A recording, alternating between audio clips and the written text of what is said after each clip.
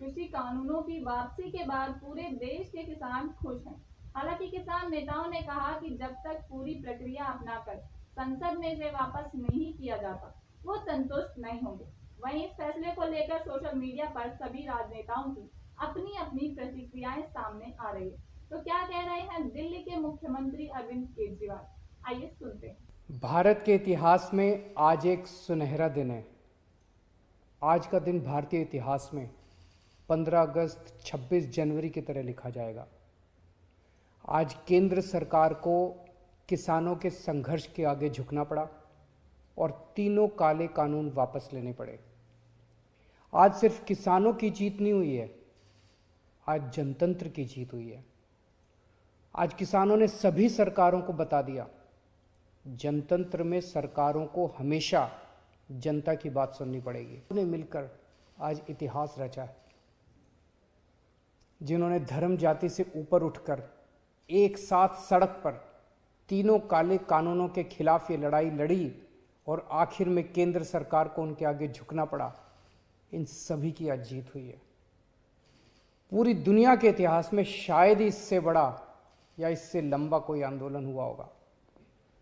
इतनी शांतिपूर्वक तरीके से इतने लाखों लोगों ने संघर्ष किया, कड़ी धूप में, ठंड में, बरसात में, पीछे नहीं हटे। इस आंदोलन को तोड़ने के लिए सरकार ने, पूरे सिस्टम ने, एजेंसियों ने, पूरे के पूरे तंत्र ने न जाने क्या क्या कोशिश की। किसानों को आतंकवादी कहा, खालिस्तानी कहा, एंटी नेशनल कहा, सब तरीके से घेर के उनको उनके हौसले को तोड़ने की कोशिश की गई। लेकिन किसानों के लिए भी आज़ादी की लड़ाई थी। आज़ादी के दीवानों की तरह किसानों ने भी कमर कस के ये लड़ाई लड़ी और जीते। किसानों के प्रबल साहस के सामने वाटर कैनन का पानी सूख गया, सरकार की लाठियां टूट गई, कीलें गल गई, लेकिन सरकार उनका आत्मविश्वास और जज्बा नहीं तोड़ पाई। आज एक बात का दुख है, बहुत दुख है, 700 से ज्यादा हमारे किसानों ने अपनी जान गंवा दी। इसकी ज़रूरत नहीं थी, इनकी जानें बचाई जा सकती थी अगर ये कानून पहले वापस ले लिए जाते।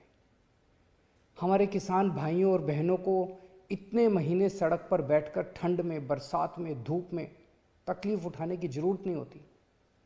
आज 700 से ज़्यादा किसानों की जान चली गई, 700 से ज़्यादा परिवार उजड़ गए।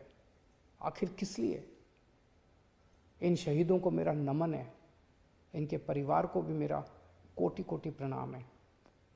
मैं उनकी आत्मा की शांति के लिए वाहेगुरु जी से प्रार्थना करता हूँ, उनके परिवार के सभी कष्ट दूर करें। पर आपकी कुर्बानियों को ये देश कभी नहीं भूलेगा। आज का दिन हमारे देश के बच्चों और नौजवानों के लिए एक सीख है कि अगर सही नीयत से, शांतिपूर्ण तरीके से संघर्ष करो, फिर चाहे मंजिल कितनी भी कठिन और दूर क्यों ना हो, सफलता मिलती ही है।